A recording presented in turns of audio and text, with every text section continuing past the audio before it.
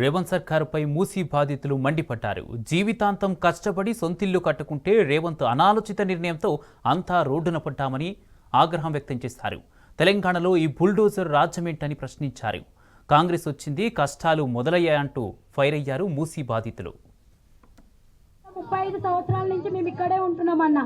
గత 35 సంవత్సరాల నుంచి లేని ఈ రోజు కొత్తగా వచ్చిన ప్రభుత్వం, కాంగ్రెస్ ప్రభుత్వం ఈ రోజు వచ్చి మీలులు గుల్లగొడతాం, బుల్డోజర్లు వస్తున్నాయి, మీ మీద దింపేస్తామంటే ఎట్లా కూర్చుంటాం? 100 మంది నీకు బలిసిన వాళ్ళు ఉండొచ్చు, మేము 1000 మంది లేని వాళ్ళం ఇక్కడ.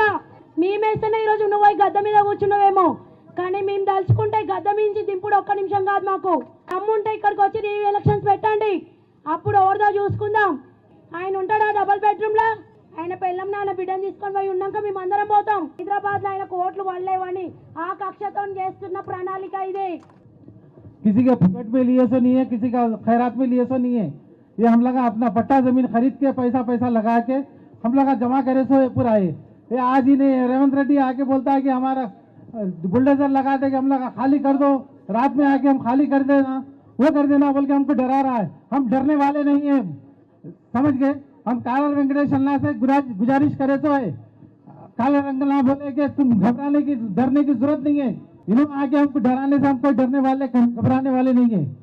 हम सब मिलकर बुलडोजर लाए तो हम लोग सब अपने नीचे हम खुद आएंगे, मगर हम हमारी बराबरी को हाथ लगाने नहीं देंगे. మన కేసీఆర్ గారు ఇల్లు లేని వాళ్ళకి, రెంట్కున్న వాళ్ళకి బాధపడకుండా ఇల్లు ఇస్తాడు.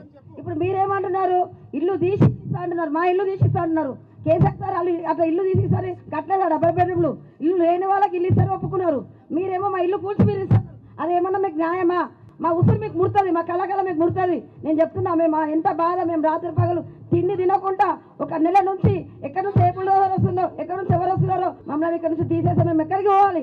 ఎక్కడ బతకాలి? మేము 30 కిలోమీటర్ల మీరు ఇస్తాము, మేము కాదంటే మా కేసీఆర్ సార్ కట్టిండు, మంచిగా కట్టిండు. అది ఎవరి కోసం కట్టిండు? ఎందుకు కట్టిండు? ఇల్లు లేని వాళ్ళకి ఇల్లు కట్టిండు. ఇల్లు తీసుకుంటామని మీకు చెప్పలేదు.